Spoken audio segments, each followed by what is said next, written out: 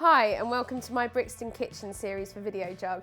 I'm Rosie, I'm a food writer, and today I'm going to be cooking some recipes that are inspired by the fresh produce I found in the market in Brixton where I live. Okay, so in this episode I'm going to be making my version of Ajo Blanco, and so this is my take on a really delicious chilled Spanish soup. I'm going to start off by just putting 200 grams of flaked almonds into the blender. So I'm popping these almonds in here with a clove of garlic, and I'm just going to pulse it up. You want to get it as fine as you can before you start adding the liquid so that you get a smooth soup. And because you're using raw garlic in this, the soup is going to have a very strong garlicky flavour and it will be quite punchy. I'm a massive fan of garlic, so that's lovely, but you might want to adjust it to your own personal taste and for the people that you're cooking for. So now I'm just going to add a pinch of salt and some olive oil, and I'm going to blend it again until it's a kind of paste.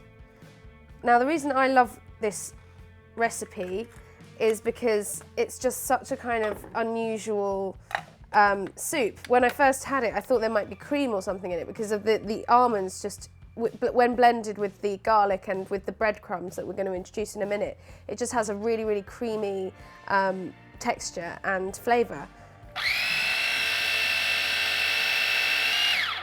And because it's a chilled soup, it's really great for the summer, especially as a little starter.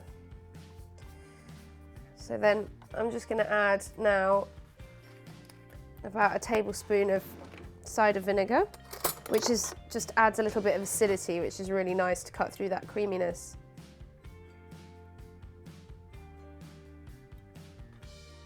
And then I'm going to add in the sourdough breadcrumbs, which is just the inside of some sourdough that's gone a bit stale. Obviously, if you're making this on a bigger scale, you might want to use a bigger blender.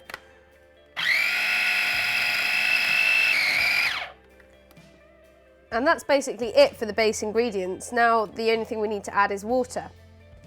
So, if you just get your water and add in enough to moisten it, and then give it a blend. There's a lot of blending in this recipe. Right, I think that's ready, so it's time to get some bowls and chill it down in the fridge.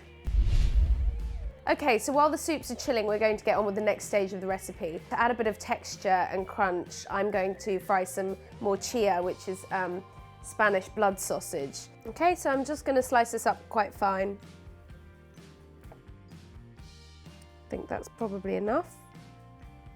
I'm just going to peel the skin off the outside as well.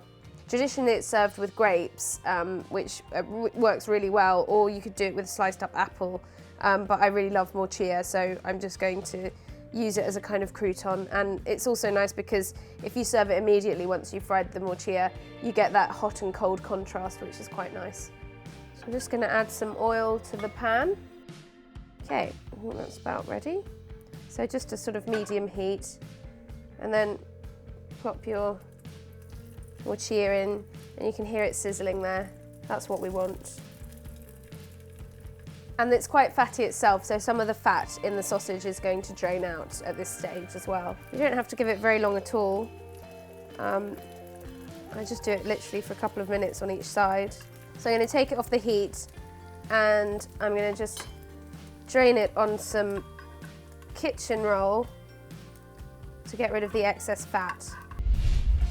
Okay, so we've got our soups out of the fridge. They're nice and cool now, and we're just going to crumble over the morcilla. These little croutons. I just break it up quite roughly, so there's not too small because you still want to get a sense of what it is. Just to finish off, I'm just going to drizzle a little bit of extra virgin olive oil over the top of the soup. And that's it, lovely to enjoy with some friends on a hot summer's day. I hope you enjoyed it, and I'll see you next time for some more tasty recipes. I'm going to try the soup now. So if you want to find out more recipes like this, just click the subscribe button.